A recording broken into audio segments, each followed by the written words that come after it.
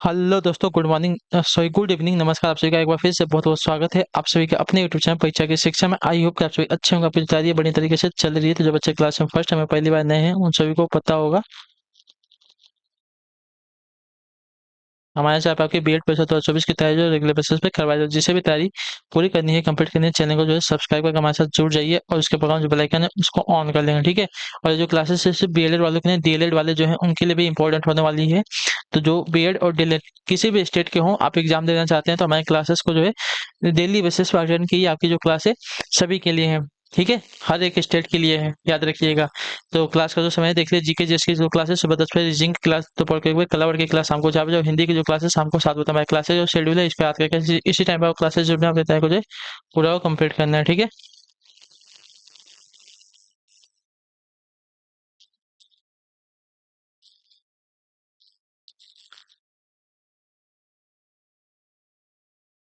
ठीक है, आपको देखिए, अगर आपको कुछ भी डाउट है, कुछ भी क्लियर है, कुछ भी पूछना है तो आप हमें आके इंस्टाग्राम पर मैसेज के परीक्षा के इंस्टाग्राम का पेज है, ठीक है। तो आप यहाँ पे आके हमें मैसेज कीजिए, नीचे डिस्क्रिप्शन का इसका लिंक मिल जाएगा। कोई भी कोई क्वेरी होगी आपकी क्लियर की जाएगी, ठीक है। अगर आपको देखिए पीडीएफ से पीडीएफ का हमारा टेलीग्राम का जो चैनल है उसको ज्वाइन कर, परीक्षा की शिक्षा का टेलीग्राम का चैनल है, नीचे डिस्क्रिप्शन का जो है लिंक मिल जाएगा। फटाफट जाकर टेलीग्राम चैनल से जुड़ जाइए, ठीक है। यहाँ पे आपको डेली बेसिस पीडीएफ के साथ साथ जो आपका क्लास का डेली बेसिस पे दिया जाता है, जिससे आपकी क्लास जो है मिस नहीं हो, ठीक है। तो चलेंगे क्लास स्टार्ट करेंगे, ध्यान से क्वेश्चन को देखेंगे, उत्तर देते हुए चलेंगे। और आपको बता दिया कि यूपी बीएड वाले जिसने अभी तक फॉर्म नहीं भरा, जाकर फॉर्म भर दे। 10 से 3 मार्च तक जो आपका फॉर्म भरे जाना हो, ठीक है, 10 फरवरी से 3 मार्च तक, ठीक है। और 24 अप्रैल को जो इसका डेट आ गया। अब अभी तक बिहार का जो है फॉर्म आया नहीं है, तो जैसे उसका फॉर्म आएगा आपको बता दिया जाएगा। और बाकी स्टेटों का भी अभी तक फॉर्म नहीं है, तो आएगा तो उसका भी आपको अपडेट दिया जाएगा, ठीक है। चलिए 51 नंबर से आपकी क्लास स्टार्ट, ध्यान से क्वेश्चन के देखें, बताएंगे। स्वागत में प्रयुक्त संधि का नाम क्या है? स्वागत में प्रयुक्त संधि का हमको नाम बताना चाहते हो, तो स्वागत में कौन सी संधि लगी है? तो स्वागत का सुधन आगत हो जाएगा ना, सुधन आगत। स्वागत का सही संधि विच्छेद हो जाएगा, ठीक है। तो यहाँ पे जो आपकी संधि लगी हुई है साथियों, एड संधि लगी हुई है, ठीक है। जो आपका दिया गया यहाँ पे ये वाला विकल्प आपका राइट आंसर, मतलब पी वाला विकल्प आपका यहाँ पे छोटा ओ प्लस आ मिलकर किसमें, तो य में व में परिवर्तित हो जा रहे हैं, तो इसके वजह से यहाँ पे आपके एड संधि लगी है, ठीक है। क्लियर चुके इसके बारे में। अगले क्वेश्चन बढ़ेंगे, आपका देखेंगे 52 नंबर उत्तर देंगे आगे से। कृदंत प्रत्यय किन शब्दों के साथ जुड़ते हैं, बताइए।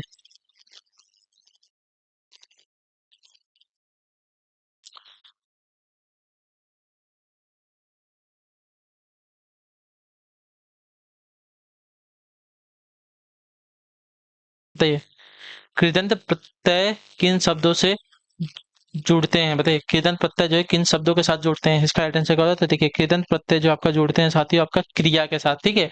कृदंत प्रत्यय जो आपकी देखिए क्रिया के साथ जुड़ते हैं, तो आपका जो दिया है कि यहाँ पे डी वाला विकल्प आपका राइट आंसर है, ठीक है। अगले क्वेश्चन बढ़ेंगे, आपका देखिए 53 नंबर।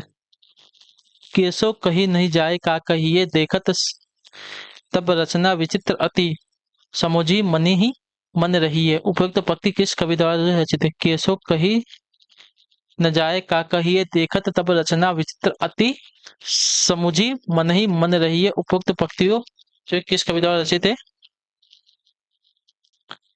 तो आपका राइट आंसर साथियों केशव दास द्वारा रचित है, जो आपका ये वाला विकल्प देगा आपका राइट आंसर, ठीक है। क्लियर है। केशव कही कही न जाए का कहिए देखत तब रचना विचित्र अति समुझी मन ही मन रही है। उपयुक्त पंक्ति जो है आपकी केशव दास द्वारा रचित है, ठीक है। 54 नंबर, ध्यान से देख के बताएंगे राइट आंसर। निम्न में से कौन सा द्वंद्व समास का उदाहरण, बताइए। निम्न में से कौन सा द्वंद्व समास का उदाहरण है? तो द्वंद्व समास का उदाहरण जो आपका देखिए रुपया पैसा हो जाएगा, ठीक है। द्वंद्व समास जिसमें देखिए दोनों के दोनों पद प्रधान होते हैं, रुपया भी और पैसा भी, दोनों के दोनों यहाँ पे समास जो है प्रधान होते हैं, याद रखिएगा, ठीक है। जंगल में लगने वाली आग, इस वाक्य के लिए सही शब्द को चुनना, ठीक है। जंगल में लगने वाली आग के लिए सही शब्द क्या है? देखिए, जंगल में लगने वाली आग को क्या कहते हैं? तो जंगल में लगने वाली आग को आपका दावा नल कहते हैं, ठीक है। तो जो आपका दिया गया पे लेवल का, तो आपका राइट आंसर हो जाएगा।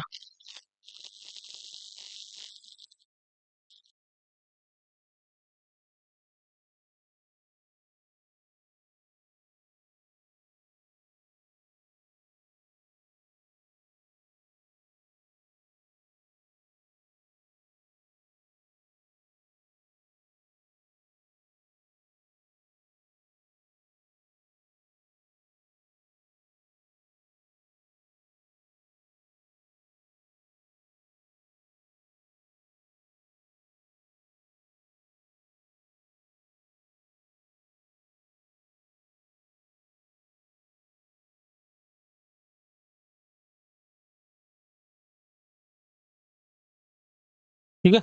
अगला क्वेश्चन 56 नंबर है, अवधी भाषा के सर्वाधिक लोकप्रिय महाकाव्य का नाम क्या है बताइए।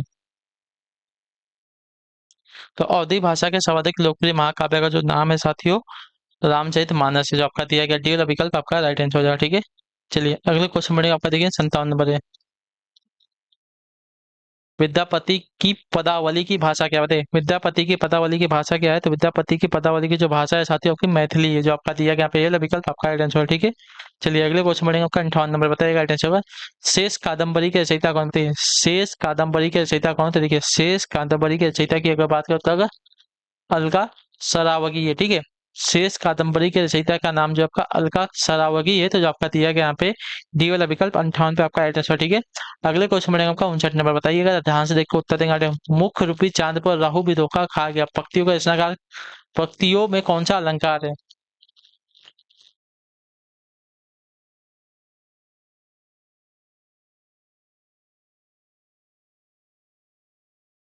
ठीक है। मुख्य रूपी चांद पर राहु भी धोखा खा गया, पंक्तियों में कौन सा अलंकार है, तो यहाँ पे जो अलंकार लगा हुआ है साथी यहाँ पे रूपक अलंकार है, जो आपका दिया गया डी वाला विकल्प 59 पे आपका सही होता है। ठीक है। अगले क्वेश्चन में आपका देखें 60 नंबर बताइएगा, जहाँ किसी वस्तु का लोक सीमा से इतना बढ़कर वर्णन किया जाए कि वह असंभव की सीमा तक पहुंच जाए, वहां कौन सा अलंकार होता है बताइए। जहाँ किसी वस्तु का लोक सीमा से इतना बढ़कर वर्णन किया जाए कि वह असंभव की सीमा तक पहुंच जाए, वहां कौन सा अलंकार होता है, तो वहां आपका अलंकार होता है अतियुक्ति अलंकार, जो आपका दिया गया सी वाला विकल्प आपका सही उत्तर हो जाएगा। ठीक है। क्लियर। अगला क्वेश्चन देखिए, आपका 61 नंबर बताएगा, निम्नलिखित में से कौन सा पच्च स्वर है। पच्च स्वर कौन सा हो जाएगा, आ है, ई है, ई है, अ है। तो पच्च स्वर यानी कि हर शब्द के अंत में जो लगता है उसको पच्च स्वर कहते हैं। देखिए कुछ भी आप बोलेंगे, देखिए त, ह, क, तो पच्च स्वर आपका जो है अ आता है।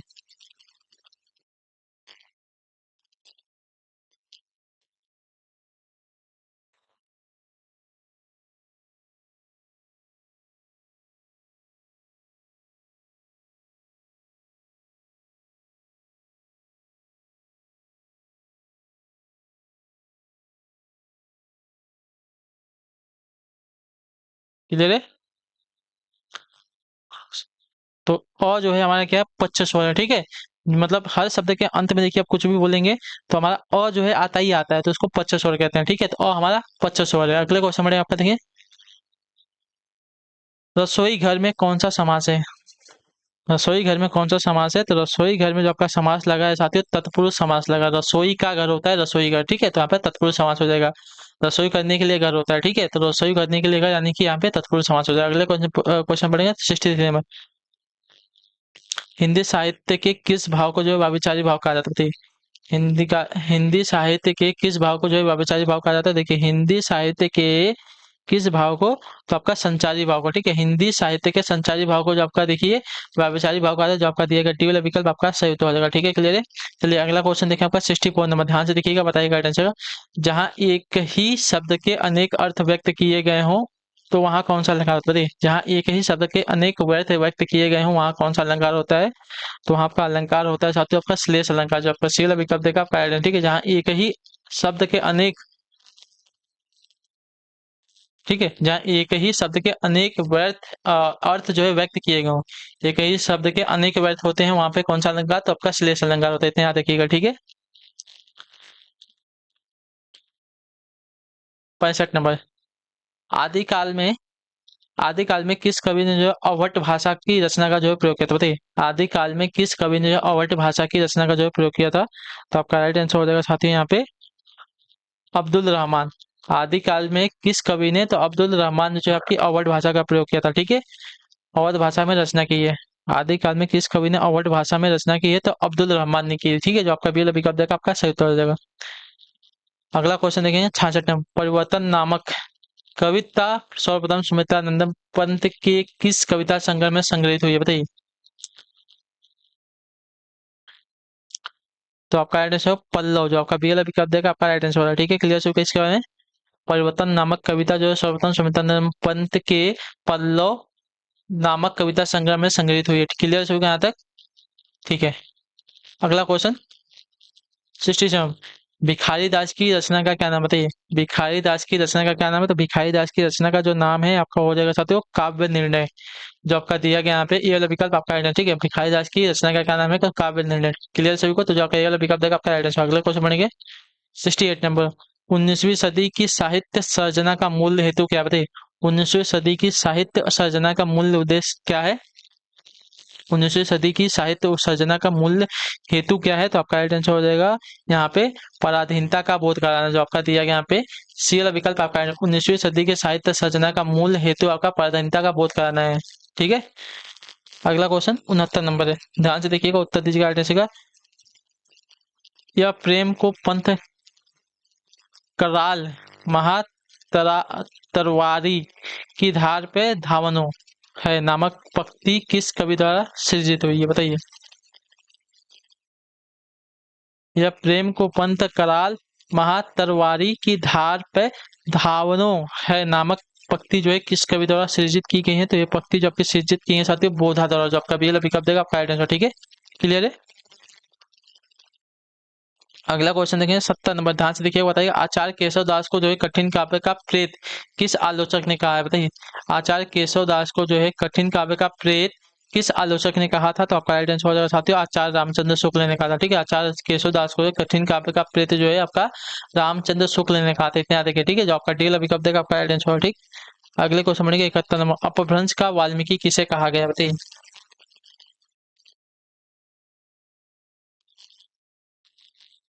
अपभ्रंश का वाल्मीकि किसे कहा गया है, तो अपभ्रंश का वाल्मीकि जो है कहा गया है साथियों स्वयंभू को। जो आपका सी वाला विकल्प देगा आपका राइट आंसर, ठीक है। क्लियर है। अगले क्वेश्चन में आपका देखें 72 नंबर, बिहारी बंगाली उड़िया और असमिया भाषाओं का जन्म कौन से अपभ्रंश से हुआ है।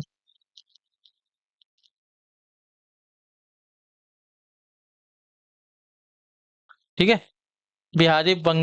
बंगाली बिहारी बंगाली उड़िया और असमिया भाषाओं का जो जन्म है कौन से अपभ्रंश से हुआ है, तो आपका राइट आंसर हो जाएगा साथियों यहाँ पे मागधी अपभ्रंश से। जो आपका दिया गया डी वाला विकल्प आपका राइट आंसर है, ठीक है।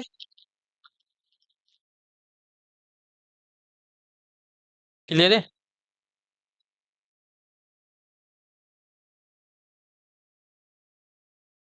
बिहारी बंगाली उड़िया और असमिया भाषाओं का जो जन्म है आपका मागधी अपभ्रंश है। अगले क्वेश्चन बढ़ेंगे 73 नंबर है।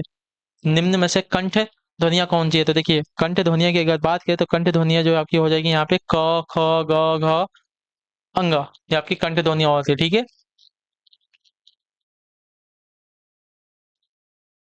क्लियर है। च छ ज जो आपका तालु होती है, ट ठ ड आपका मूर्धा होती है, त थ द ध न ये आपके तंत होती हैं, ठीक है। प फ ब भ वो आपकी ओष्ठ होती है। और ये तो आपका अर्धस्वर में आ जाएंगे, ठीक है। 74 नंबर, क ख ग और फ, क ख ग और फ में कौन सा अक्षर उर्दू से लिया गया, बताइए क ख ग और फ में से कौन सा अक्षर जो है उर्दू से लिया गया है, तो उर्दू से लिया गया आपका जो है फ है। जो आपका दिया गया यहाँ पे डी वाला विकल्प आपका राइट है, ठीक है। क ख ग और फ में से कौन सा अक्षर जो है उर्दू से लिया गया, तो फ जो है आपका उर्दू से लिया गया शब्द है, ठीक है। क्लियर है। 75 नंबर, वर्ण के द्वितीय व चतुर्थ व्यंजन क्या कहा जाता है बताइए। वर्ण के द्वितीय और चतुर्थ व्यंजन, तो देखिए द्वितीय और चतुर्थ आपके महाप्राण कहलाते हैं। पहला और तीसरा आपका अल्प प्राण कहलाता है, लास्ट वाला आपका अंतस्थ कहलाता है, इतना तो पता ही होगा, ठीक है। अगले क्वेश्चन बढ़े आप हैं 76, पृथ्वीराज रासो किस काल की रचना बताइए। पृथ्वीराज रासो किस काल की रचना है, भक्ति काल की, आधुनिक काल की, आदि काल की या रीति काल की। तो पृथ्वीराज रासो जो है किस काल की रचना है, तो आपका राइट आंसर हो जाएगा साथियों ये आदिकाल की। जो आपका सी वाला विकल्प देगा आपका राइट आंसर, ठीक है। पृथ्वी राजा रासो जो आपकी आदिकाल की रचना जो आपका दिया गया सी वाला विकल्प आपका सही होता है 76 पे, ठीक है। क्लियर सभी को इसके बारे में। अगले क्वेश्चन में देखेंगे 77 में, ध्यान से देखिए, बताइएगा विखंडन की अवधारणा का संबंध किस वाद्य से बताइए। विखंडन की अवधारणा का जो संबंध है किस वाद्य से है, तो विखंडन की अवधारणा का जो संबंध है साथियों का संरचनावाद से। जो आपका दिया गया बी वाला विकल्प आपका राइट आंसर, ठीक है। क्लियर है।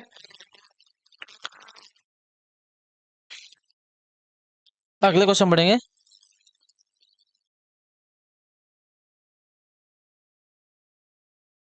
जायसी के सर्वोत्कृष्ट ग्रंथ का क्या नाम है बताइए। जायसी के सर्वोत्कृष्ट ग्रंथ का क्या नाम है? तो देखिए जायसी के सर्वोत्कृष्ट ग्रंथ का जो नाम है साथियों आपका हो जाएगा यहाँ पे पद्मावत, जो आपका दिया गया यहाँ पे डी वाला विकल्प आपका सही उत्तर है, ठीक है।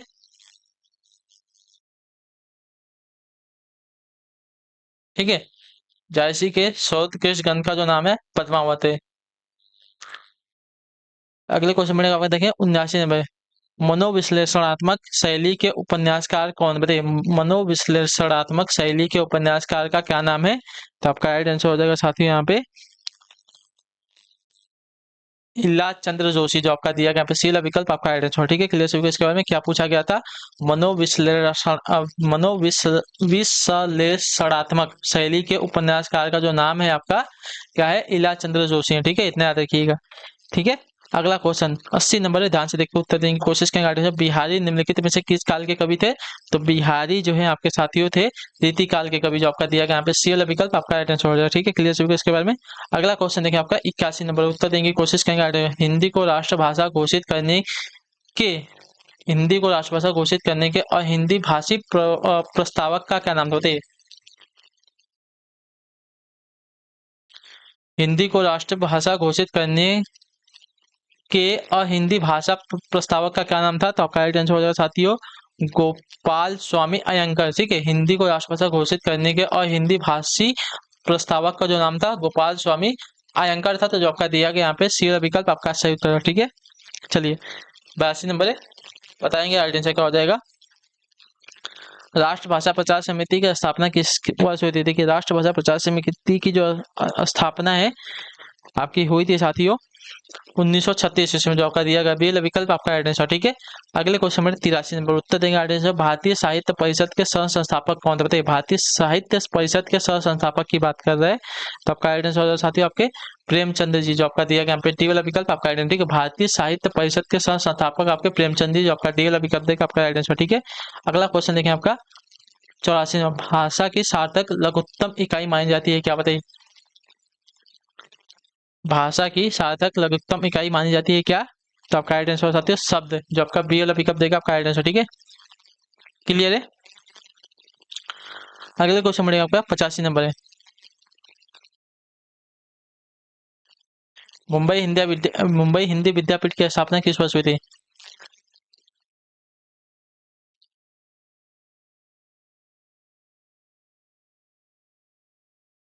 मुंबई हिंदी विद्यापीठ की स्थापना किस वर्ष हुई थी?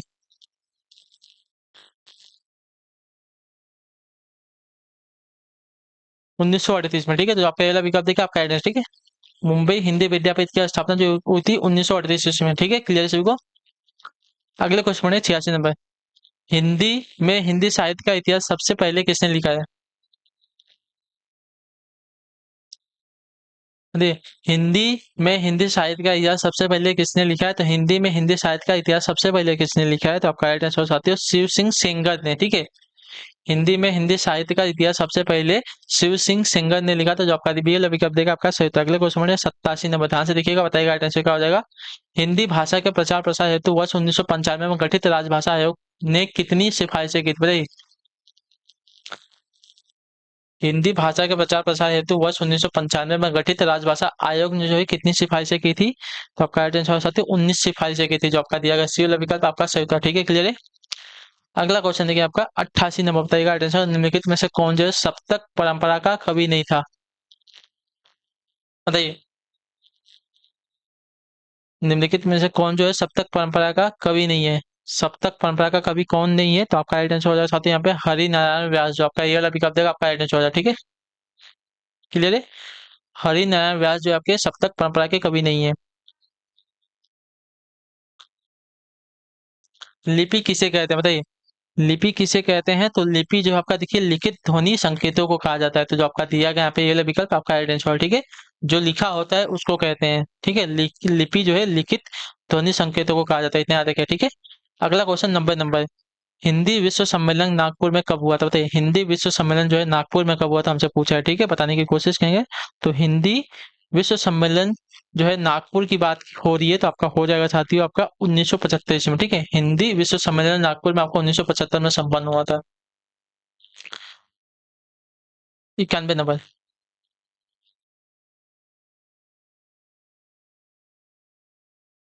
रामचरितमानस में प्रधान रस के रूप में जो है किस रस को मान्यता मिली, बताइए। रामचरितमानस में प्रधान रस के रूप में जो है किस रस को मान्यता मिली है? तो आपका राइट आंसर होगा साथियों भक्ति रस को, जो आपका दिया गया यहाँ पे बी वाला विकल्प आपका राइट है। रामचरितमानस में प्रधान रस के रूप में जो है आपको भक्ति रस को प्राधान्यता मिली है, ठीक है, क्लियर है। अगले क्वेश्चन में 92 नंबर है, ध्यान से देखिएगा, बताइएगा जैसे निम्नलिखित में से कौन सा जनार्दन का पर्यायवाची नहीं है, ठीक है। निम्नलिखित में से कौन सा जो है जनार्दन का पर्यायवाची नहीं है? तो जनार्दन का पर्यायवाची जो दिया गया यहाँ पे महेश्वर नहीं है, ठीक है। महेश्वर जो आपका देखिए जनार्दन का पर्यायवाची है। गरुड़ ध्वज, दामोदर, विश्वभर, ये सभी क्या है जनार्दन का पर्यायवाची है, लेकिन आपका महेश्वर जो आपका जनार्दन का पर्यायवाची नहीं होगा, इतनी याद रखिएगा, ठीक है, क्लियर है।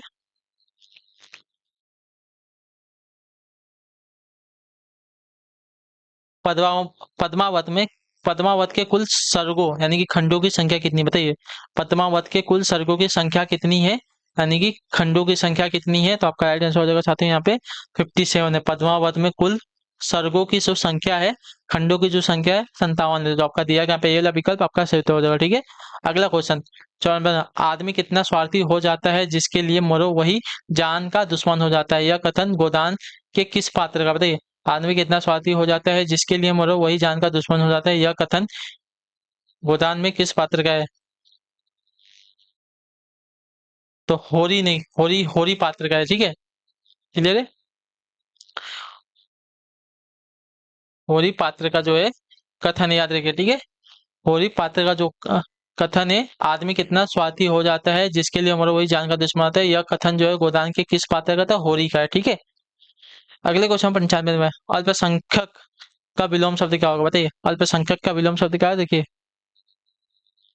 अल्पसंख्यक का विलोम शब्द क्या होगा? तो अल्पसंख्यक का विलोम आपका हो जाएगा साथियों बहुसंख्यक, जो आपका दिया गया यहाँ पे बी वाला विकल्प आपका सही होता है। अगले क्वेश्चन में आपका 96 नंबर, ध्यान से देखिएगा, बताइएगा व्यवस्था से पूर्व कौन सा उपसर्ग लगाएं कि उसका विपरीत हो जाएगा।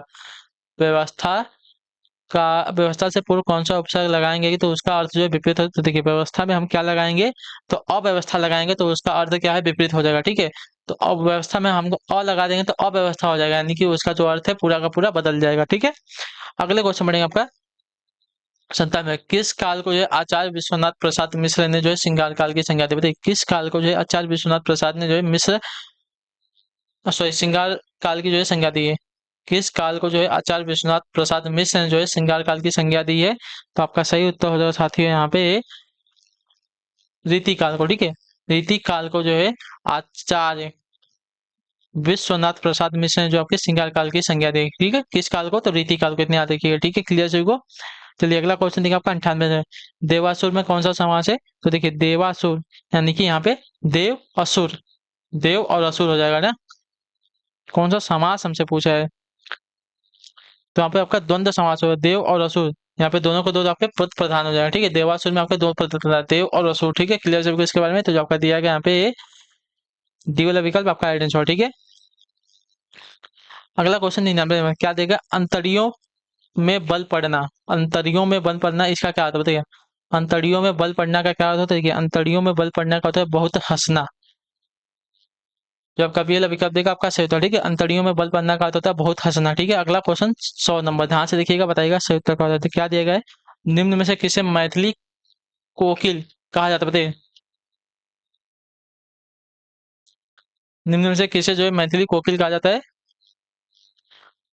तो आपका आंसर है विद्यापति को, ठीक है। विद्यापति को जो आपका मैथिल कोकिल कहा जाता है, जो आपका ये वाला विकल्प देगा आपका आइडेंस है, ठीक है। मैथिल कोकिल जो आपका विद्यापति को जाकर ये वाला ऑप्शन देगा आपका आइडेंस, ठीक है। तो इसी के साथ जो आपकी क्लास है आज की यहीं पे कंप्लीट होता है। आई होप कि जो क्लास आती है अच्छी लगे, अच्छी क्लास को लाइक करें, चैनल पहले चैनल को सब्सक्राइब, और हमें जो है कमेंट में अपनी राय क्लास के बारे में जरूर दें, आपको क्लास कैसी लगी। तो हम आपसे मिलते हैं अगली क्लास में, तब तक के लिए टाटा बाय बाय, जय हिंद, जय भारत। जय क्लास से जुड़ने के लिए बहुत बहुत ही धन्यवाद साथियों।